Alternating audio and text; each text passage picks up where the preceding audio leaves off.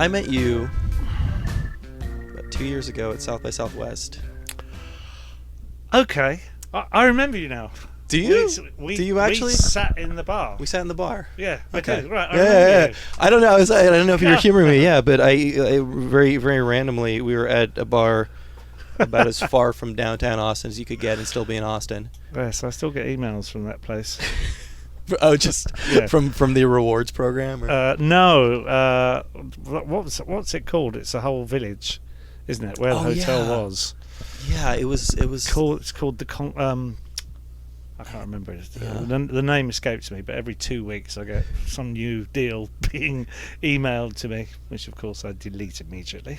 The two memorable things that happened to me at that hotel were meeting you and the Target mascot dog was walking around. They've got a little bulldog with a Target ring around its eyes. So those were the two celebrity sightings that I had at that hotel far from downtown Austin.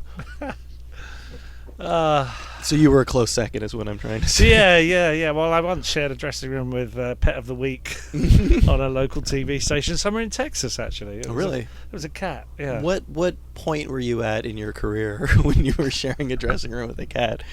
I think it's been fairly consistently Yeah. there or thereabouts for quite a while. But, it's... I think it's funny. So if I remember correctly, you were doing like a corporate show, right, at Southway? Yes, that's right. Yeah. Is that common for you? I'll do them every now and then. Yeah. Not really very often, but every now and then something comes in, and for me it was. The show was a good means to get there. I mean, I did my thing at the show, and I think, as does happen at these things, if people aren't aware of who you are, and most of these people weren't, they'll pay a certain amount of attention and then go about their business. It's fair enough. I can cope with that. I mean, I'm amazed at how good-natured you are about dressing rooms with cats. People, playing which I assume is at least a reasonably well-paid corporate gig if it got you out to Texas. It was. But you don't mind. You don't mind playing for a room full of people that may or may not have any idea that you are in a room with them. No, I don't, because I can put myself in their shoes so well. There are so many things that I don't pay attention to. Yeah. That, whether I should or shouldn't isn't the point. I don't. There's only so much time that anyone has for anything, for pursuing art or, Sure. doing whatever. So, there's a certain amount of, do I feel bitter about the way my career has gone? No, I don't. I really don't, because the way that I see it, I'm 57 now, and I'm still able to make music and tour and make money, and that's my life. It's an incredible position to be in.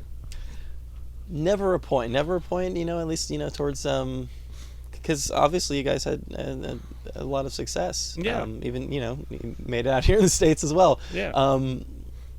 You were okay with maybe never quite getting back up to that level again? Well, here's the thing. There are a number of different ways to answer that, and at the point at which you're trying to get back up there, we certainly did try that, and it wasn't working. That was frustrating. I think when for me the big moment came when at the end of the last major label record deal that we had, I was really comfortable with not having that anymore, and I thought, okay, I'm on my own. It's sort of like starting again. And I had no idea how that freedom would feel to me, but in fact it's felt amazing, and I wish I sold as many records as we used to, and all that stuff. That whole business has changed. Squeeze sells more tickets now than it's ever sold in the UK. We're bigger than we ever were. That's pretty amazing. From just playing clubs for 10 years, it was lovely to walk out on a big stage and have a full crew and all that stuff. But I don't feel that this is any less important. Playing a smaller place or playing to 10 people in a club that's a badly attended club gig. It's all good to me. I wish more people were there. Yes, but the 10 people that are there are there to see you, so that's good. Well, yeah, but especially a show like this, and it's larger. It's certainly larger than 10 people, and people have paid a fair amount of money to go see you and eat while you play music. Yeah. But still different, I guess, than a corporate gig. Still different than playing for a room full of people. Where I guess I don't know exactly what the scenario is, but it almost seems like you might as well just be like on record in there in some cases, right? No, I get to do what I want. Yeah. Now, I get to make records, and I'm aware. If I go on Spotify, I can see exactly how many times people have played them. I can live with that knowledge too.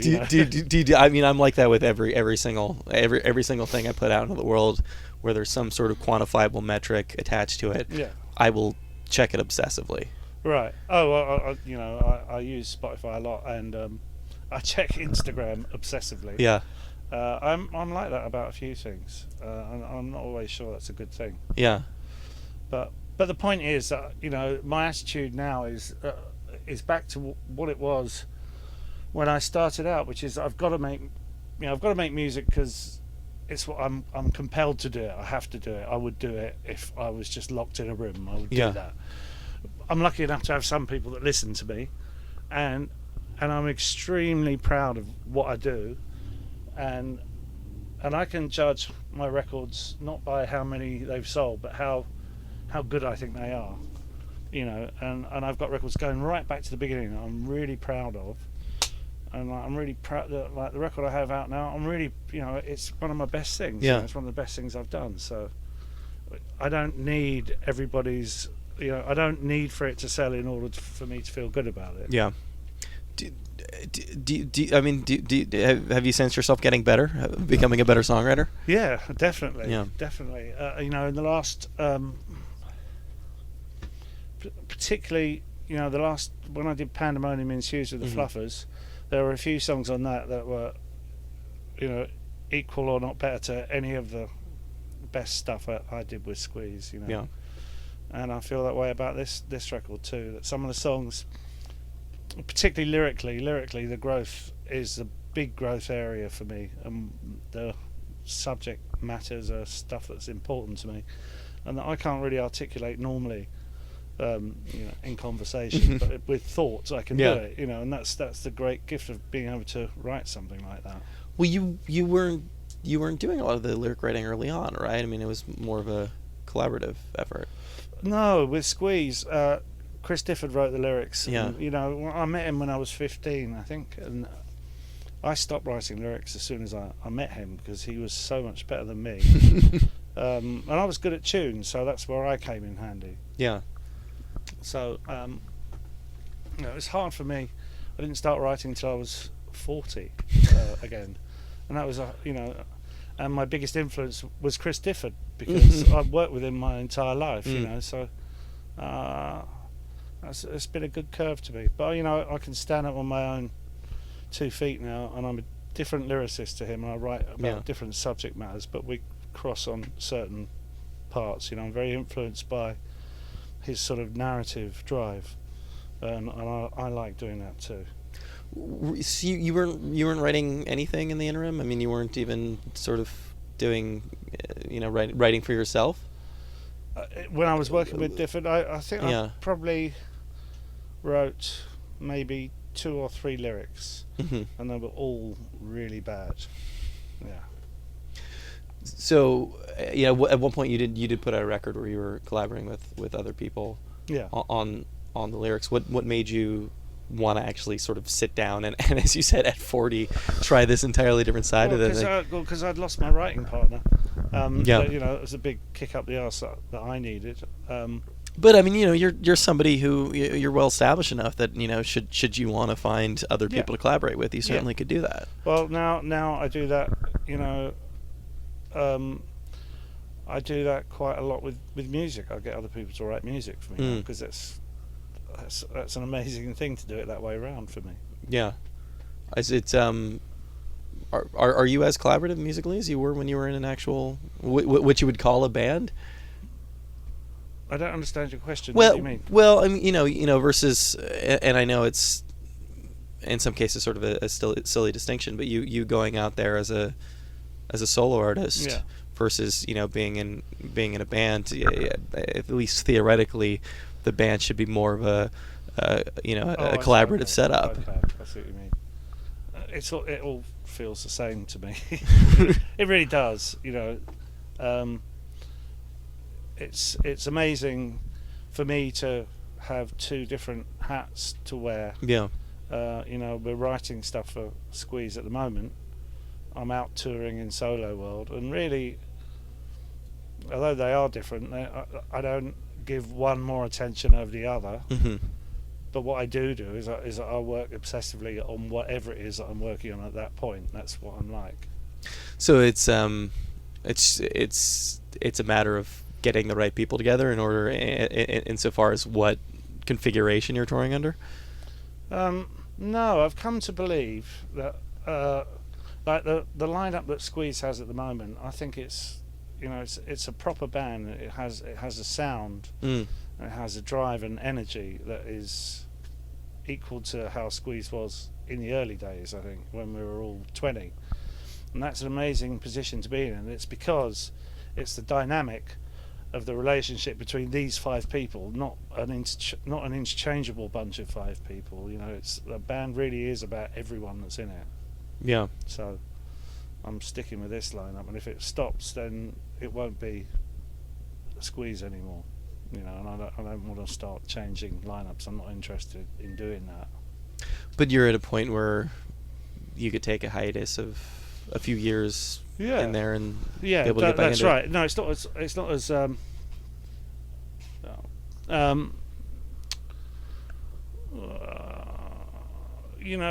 there's a sort of different attitude towards being in a band when I was younger. It's like you were being unfaithful if you did anything else. Yeah. With anyone else. Yeah. And that was a sort of prevalent attitude. I have no idea why now when I think about it. Well, I mean, it probably makes more sense at that point in your life, because that's especially when you're really sort of on the ascendancy, you need to have your eyes focused on the prize, as the saying goes, right? I mean, everybody's working towards something really specific. Yeah. To go off, I mean that's why that's what breaks up bands is people sort of going off and deciding that they really want to do their own thing. That's true. I mean, and that's what's one of the things that broke Squeeze up the first time round, is that we've had 3 different keyboard players for 3 different albums, and by the end of that, it just the feeling in the band had changed, and we'd worked incessantly as well. That doesn't help. I mean, that's always something that's really fascinated me about bands. I mean, a lot of them. Certainly, a lot of them. The first instance of somebody dropping out is when they'll call it quits, and then you just see other people who will go on and with one at best one member. Right. But it seems like a band should be that group of people. I mean, I sort of agree. Yeah. I think. We've got the name Squeeze now, and it's whatever I think about it and whatever opinions I've expressed now, it's our calling card. If you put Squeeze on a poster, 10 times the amount of people will show up than for Glenn Tilbrook on a poster. That's just the way it is, and so Squeeze is a sort of like a bigger canvas to work on, and you get more feedback from it. But everything I said earlier on still applies. It doesn't mean it's the most important. Everything gets full attention in its time.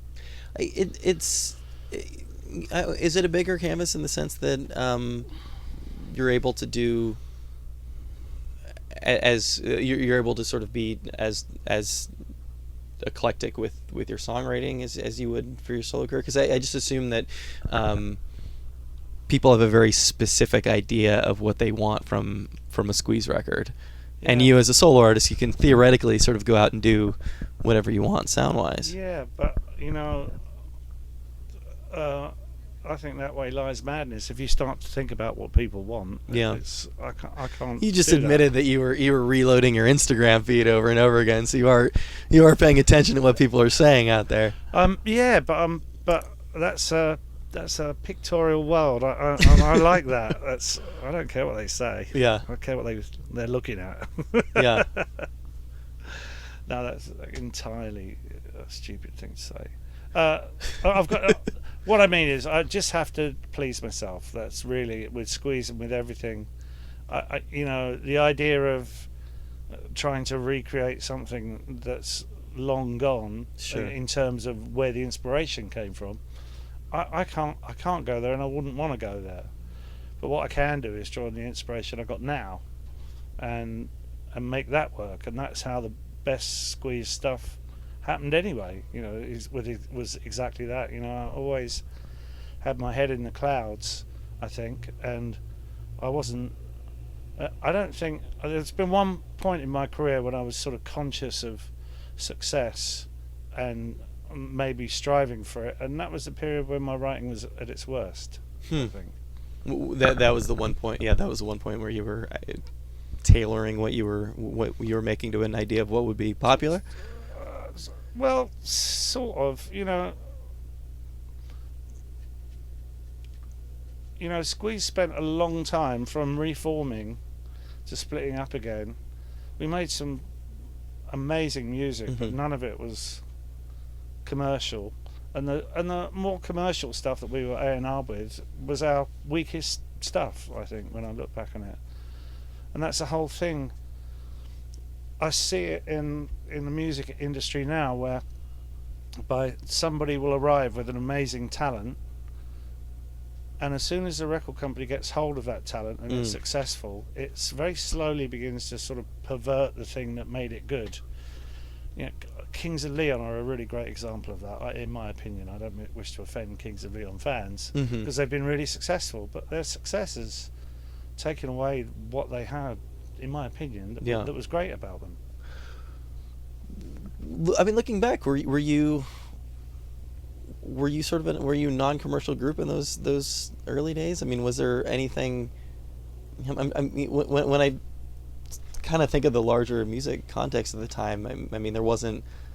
You guys kind of sounded like a white Motown band on a lot of songs. I always thought that we were really mainstream. Really? Other people thought we were quirky, and I guess they must have been more right than I was. Yeah. I always thought we were mainstream, but we never really were. Just from the standpoint of I guess you were writing pop songs. I mean, they weren't necessarily the pop songs of the era, at least No. production wise or instrumentation wise. No, they weren't. Again, the one Squeeze record that the first record we made that was a nod to the times that we lived in was a record called Cozy Fan Tutti Frutti, and it's easily the most dated record out of all the Squeeze ones, because it sounds of its time, and the best stuff in Squeeze to me sounds out of time. Yeah. Out of any. It doesn't sound like it's from a particular year. Did you? I guess after the band split the first time, did you? And you went out under your own name. Did you feel the need to go in the sort of in the opposite direction? Did you feel the need to make a different career for yourself? Yeah, but plus there's always something which was nagging at me, which is that Squeeze had never been any good at what I would call like R&B, although Tempted definitely nods in that direction. Yeah. That came through Paul's influence. It's something that as a band we didn't like, and I really loved it. So the Difford and Tilbrook record was a bit of a nod towards getting more in that direction. But it's something that I haven't really done Squeeze hasn't really done that very well. The Fluffers has done it really well, because it's a different combination of people. It's a little surprising to hear you say that, because I mean, Tempted is a good example, but it does seem to bleed through on a lot of the Squeeze songs. I mean, there is, I mean, that's you, Yeah. and that's coming through. Yeah. I guess it also seems to be weird to be in a band with people who don't like that sort of that, like, because when you say R&B, I mean, you're talking about sort of that early American soul music. Well, I'm talking that, but in the late 70s, early 80s, I really liked the sort of a lot of the dance music that was around then, like Parliament and Funkadelic and all that sort of stuff. And I wanted Squeeze to do some of that, but we could never. It would always emerge sounding like a sort of horrible parody. Yeah. and not be right. So we couldn't do it. It takes balls to be a bunch of white British guys and get up there and try to make something that sounds like Parliament Funkadelic, right, without wearing a diaper. Yeah. I wish we'd done it. That was something that never occurred to you as just like, maybe I don't know, like, are we allowed to make this kind of music? No, it never. Well, it didn't occur to me because the sporadic bits at times that we would try it just didn't seem to work. And in fact, the closest we got to doing it was the only way we could do it was by doing a parody, which we did on this thing called Squabs on 40 Fab, which was a parody of a dance record that was mixing up all Squeeze hits in a horrendously combined mash-up of tempos that would crush the songs and make them seem ridiculous. So we did that, and it worked really well because it was so awful. And in so doing, actually, we made it sound good. Okay, so you did get a little bit. We murdered our own songs. Did that fulfill that? Even like temporarily, did that fulfill the need to make that kind of music if you were doing it in such an ironic way? Well, it's the only way that the band could function and do it without saying this is ridiculous, this isn't us. It plainly wasn't us, so they could do it. How consistent are the people that you're outside of Squeeze? How consistent are the people that you're playing with now in your solo career? I mean, is there a core group of people? Well, I started, on this record I was working with Chris up there, Chris McNally. I wrote with him. We played together, and Simon Hansen from the Fluffers and Squeeze was doing percussion.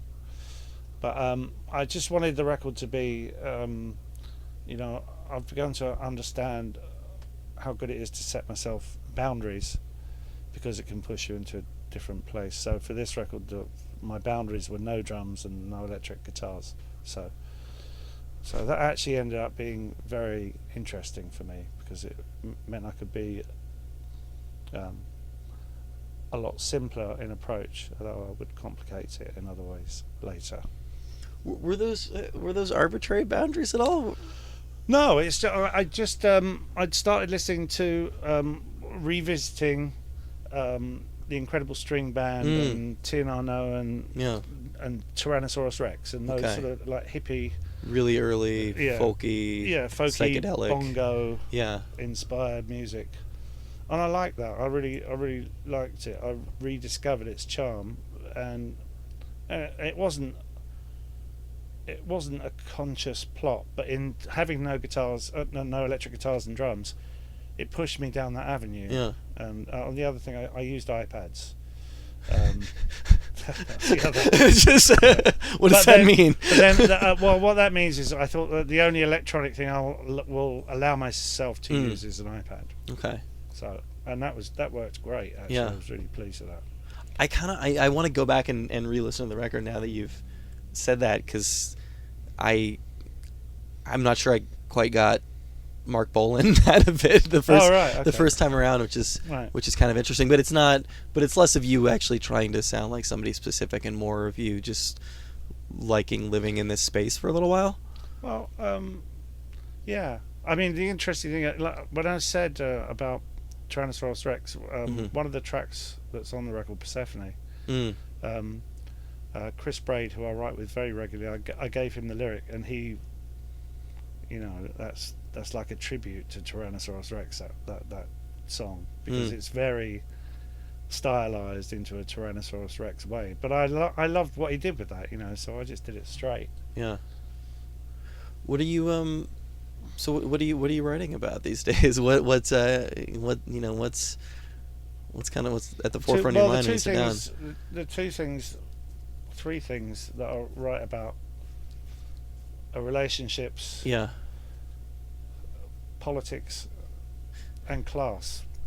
I think they're the three things that are really interesting me at the moment. so one of those can potentially make for a happy song. I mean, the other two maybe not so much. It sounds like the three of those things together can just generally be sort of a bit of a downer theme wise. Maybe. I don't think. I mean, politics. It's hard to, isn't it hard to make a happy song about politics? Yes, but you don't have to be direct about it. You can be. I think that one of the things about thinking like that is that there's politics in the way that people are. There's politics in the circumstances that they find themselves in. And you know, I think we have a certain sort of illusion of freedom, which is governed by other things that are out of our control, and that's politics. So you don't have to be finger jabbing in the face to do that. We talk about dating yourself potentially on a record of actually being specific, mentioning figures and things like that. How is your love life? Well, actually, I mean, that's not too far off. I mean, how is your, you know, as you've gotten older, and again, you weren't directly writing the lyrics early on, but how has your approach to that subject changed over the years? Well, it has changed. I would hope so. Yeah, of course.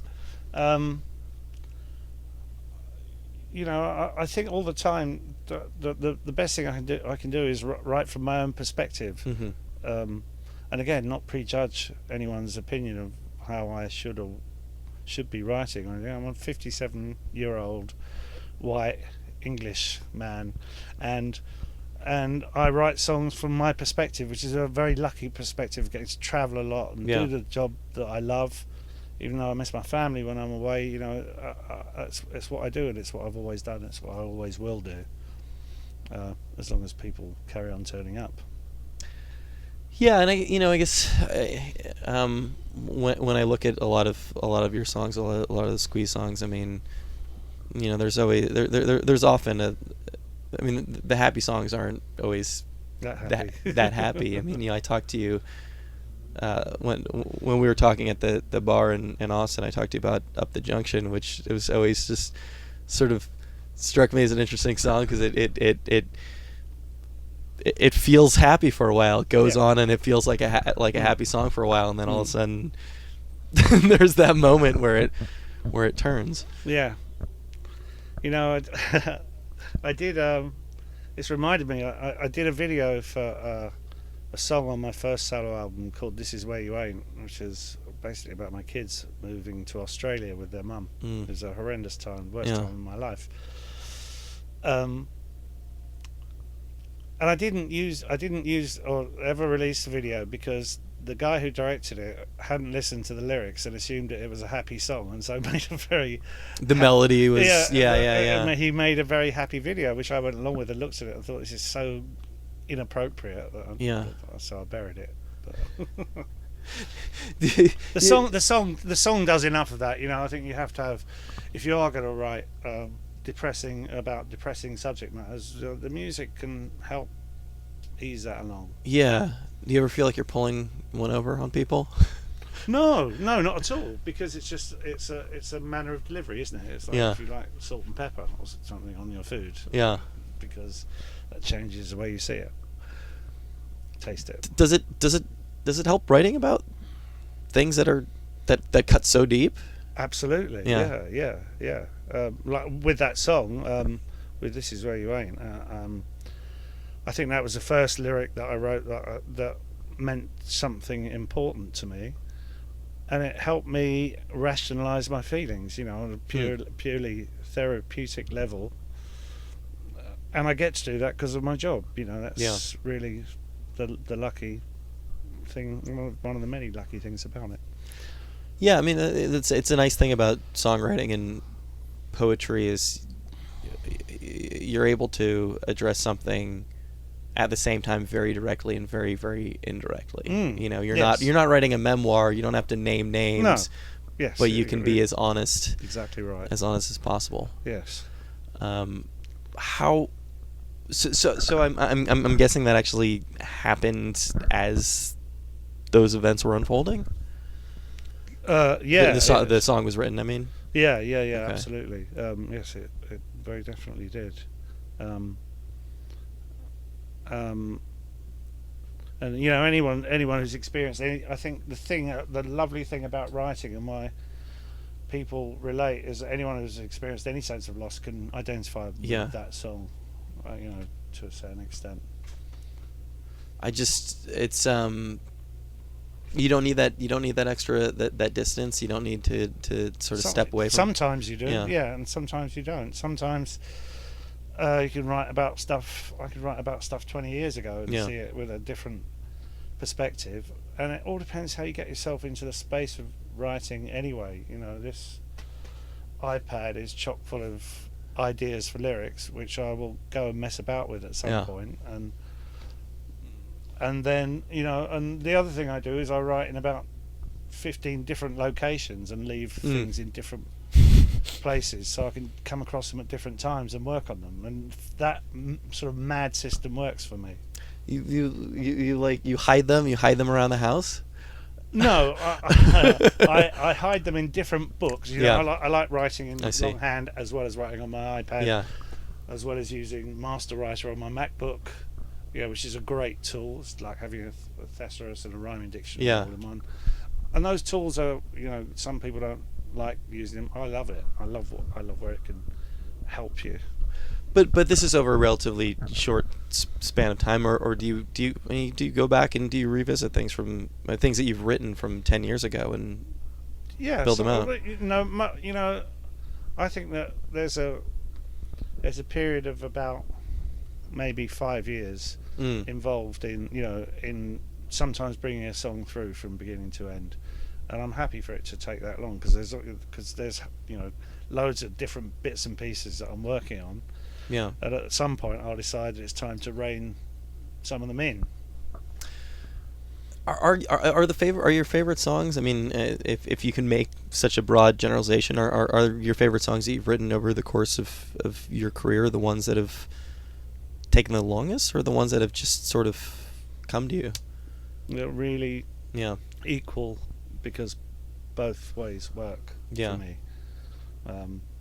It's always great when you just have an idea and are able to follow it through and it's done. That's something fantastic about that. But equally, there's something great about really working at something and pulling that through too. I always just get the idea from songwriters, and obviously this is very different from person to person, but that the songs that you really have to work at are maybe don't end up as well. The ones that have really. I just don't.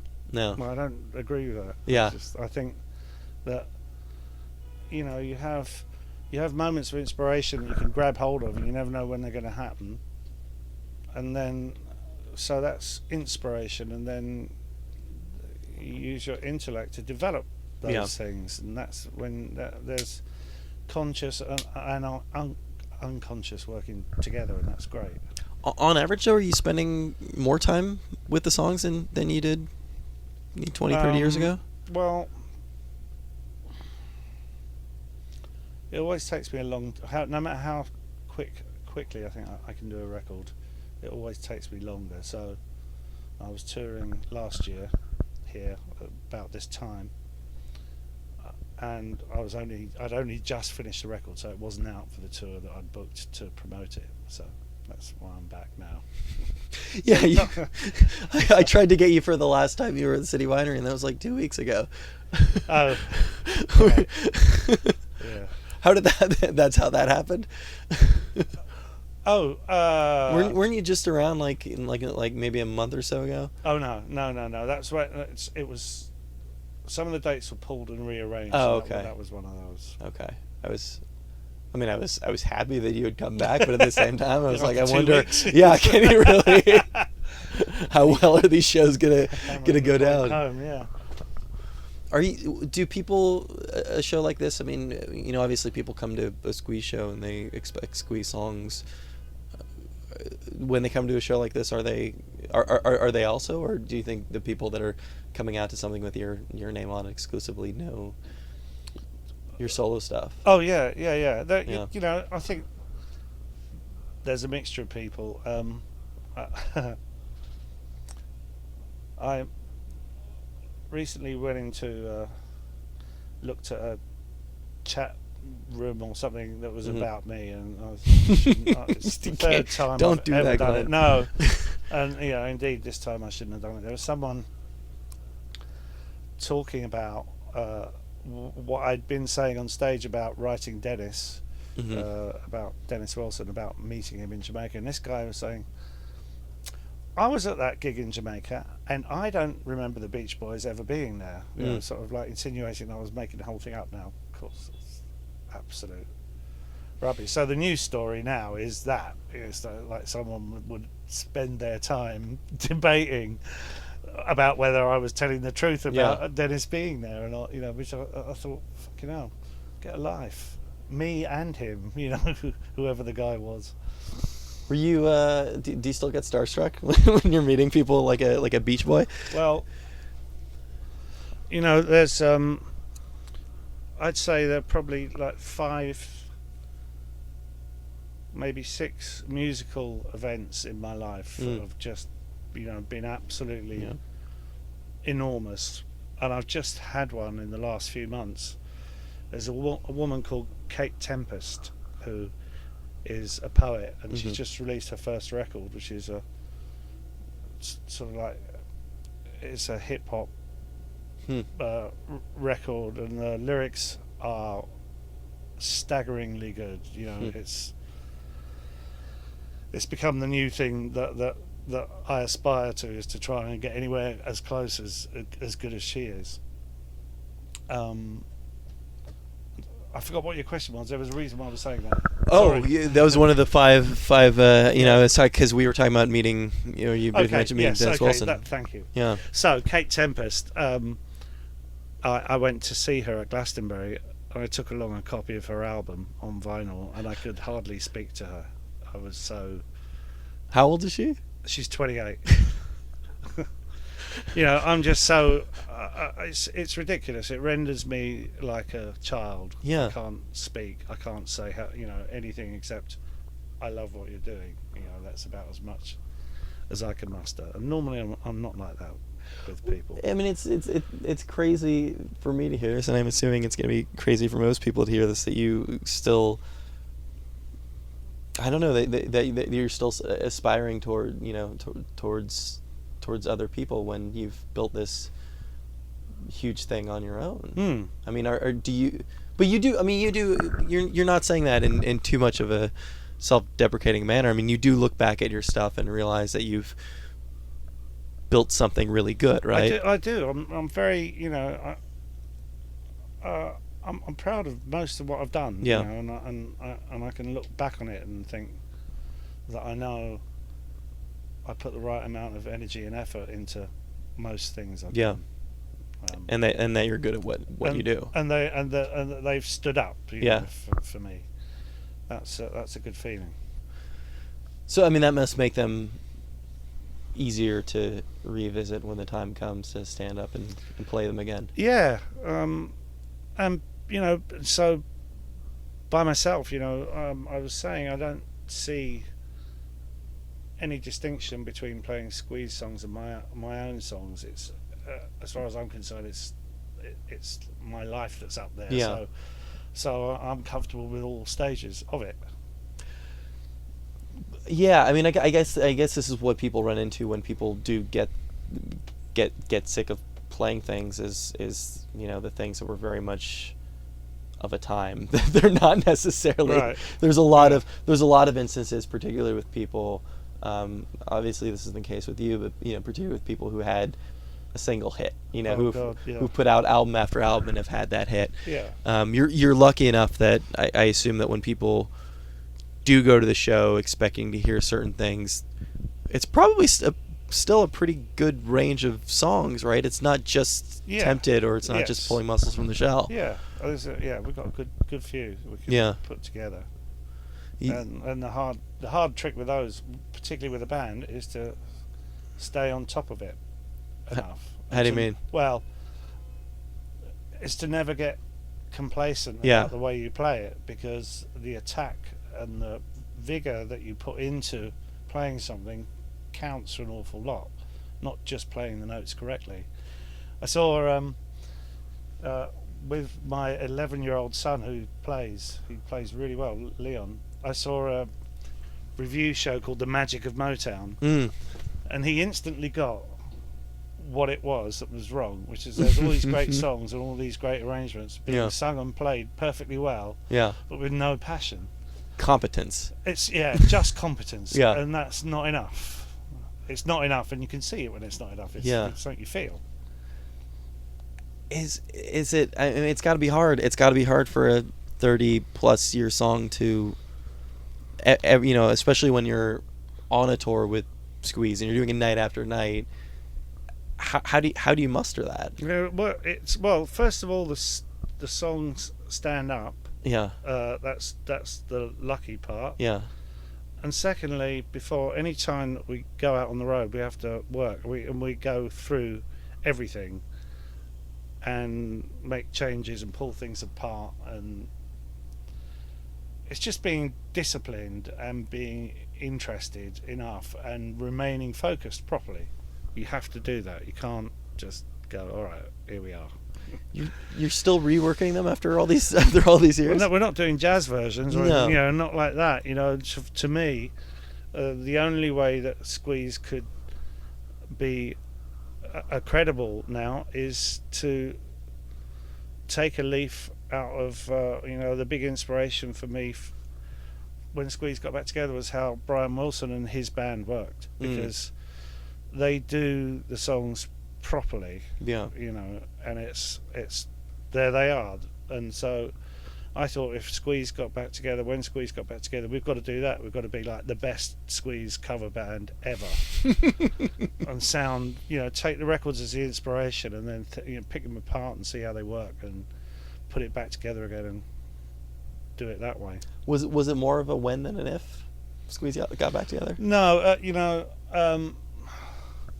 the thing was always about mine and Chris's relationship, and there was a lot of bridge building to be done there, and also, as I've said, as long as I can work, I was really happy being by myself. I was really happy with the Fluffers. The Fluffers are the thing that reminded me that this is a great band, and this feels like how Squeeze used to feel. What it's like to enjoy playing music again? To enjoy playing music and to just be able to get off on each other's playing, and we really pushed it with that band, and having Stephen and Simon from there come into Squeeze was a tough sell to John and Chris, because it was, I said, look, they've got energy and enthusiasm and they're great players and they will help us, and they have. When you did get back together, though, I mean, did it click instantly, or did that also take a lot of pulling things apart and putting them back together? No, it did take a lot of it took a lot of work, and the work has been, it's harder to find inspiration for making a record. Chris has like 7 different things that he's doing, and he's not like me, he'll do all 7 at once, so that's slightly frustrating for me at some time. And indeed, I thought that we were going to be concentrating on a Squeeze record when Chris sort of disappeared for about 6 months. Not literally, but really in terms of what he was putting into our project. So that's when I decided to make this record. Yeah. Just like, okay, well, that's not happening, so I'll get on with my thing. So I'm going to be at the show tonight, and I'm just wondering what, I mean, you know, obviously just based around what the instrumentation on the record is, it sounds like it's going to be a very different experience than going to see a full live band squeeze show. Yeah, well, you know, the tour for that sounded like the record I did 2 years ago. This one is just me, and it's just me and an acoustic and electric guitar actually. And I did that because it just allows me the freedom to make it up, and that's what I like doing. Every night a little bit different. Well, it's whatever pops into my head or someone else's. So yeah, it is. You get over time you get a sort of form and signposts of where you should be at certain points, and then the rest of it is what happens in between. Was being up there alone behind an acoustic guitar, was that something that was always comfortable to you? I had to learn how to be comfortable with it. So Squeeze spent, before splitting up in '98, spent most of the '90s sort of gradually winding down, and I got a bit fed up with that, so I started doing pub gigs and doing covers, and just going back to that stage that I've been at when I started Squeeze, in order to just feel something different, and that stood me in good stead because I learned how to do that properly. Yeah. So I'm very comfortable now with that. There you go. How absolutely delightful is Glenn Tilbrook. Been trying to set that one up for a while. It took a bit of time. I mean, the main reason is the fact that he lives in the UK and isn't over here very often, but glad we were finally able to do that. I met Glenn for the first time a couple of years ago at, it was South by Southwest. It was the week before, the week before the music event, so South by Southwest Interactive. I was there for work. I was staying at a hotel, something like 40 minutes out. We booked late. It was 40 minutes outside of downtown Austin. And I was sitting in the bar after work one night, just getting a drink down there, and there was an older gentleman sitting next to me and talking about the music industry in a British accent. It slowly sort of dawned on me the fact that I was sitting next to Glenn Tilbrook. So spoke to him. He was also delightful in that situation. He asked me if I wanted to go line dancing with him, which sadly it didn't happen because the story of the time that I almost went line dancing with Glenn Tilbrook is not nearly as good as the hypothetical story of actually having gone line dancing with Glenn Tilbrook. But he did allow me to nerd out a little bit. I mentioned Up the Junction, which is my personal. I know it's a lot of people's favorites. I know that's a popular answer. Please forgive me, but I love the song, and I was I nerded out a little bit with him and was talking to him about the song, and I said the thing that's always struck me about that song. I mean, obviously it's a happy song, and it's got kind of a downer message to it, and that's an interesting juxtaposition, but it's certainly not something that's unheard of in the Squeeze catalog. But what was interesting to me about the song, what is interesting to me about the song, was the fact that it starts off really positive. It's this really sort of nice white picket fence song about a relationship between two people, and then just takes a total sudden 180 degree turn and just becomes a really kind of depressing song about alcoholism and breakups and all these other things. And I said to Glenn, this is it's interesting that it makes that there's basically two parts of the song. It's a quick pop song, but that it takes such a drastic turn. And he said, "Oh, I never really thought of it that way. It just seemed like a realistic story to me." So there you go. I feel like there's a bit of an insight into his songwriting. So thanks so much to Glenn for taking the time to do that. We did that in his bus outside of the City Winery in New York, and got to watch him do a solo show. Absolute consummate, wonderful performer. So real pleasure speaking with him. So thanks so much to him for doing that. Thanks to Brian, as always, for editing the show together. Thanks to everybody at the Boing Boing Podcast Network. If you like this show, there's a lot of other great shows at the Boing Boing Podcast Network. You can check those out over at iTunes. And while you're over at iTunes, you should take the opportunity to actually to rate the show. If you liked what you heard, you can also send us feedback. We've got an email address. It's rawildcast@gmail.com. We've got a Tumblr that I think that's the best way to find the show. But, any way you find the show is fine by me. But if you do want to get the show first, hours, if not days, before it goes up anywhere else, go to your search bar, go to your address bar on your browser. You put in rawildcast.tumblr.com, bookmark that, and you're pretty much good to go forever, because we will be back just about this time with another episode of RIYL. Thank you so much for listening, and we'll catch you in 7 days.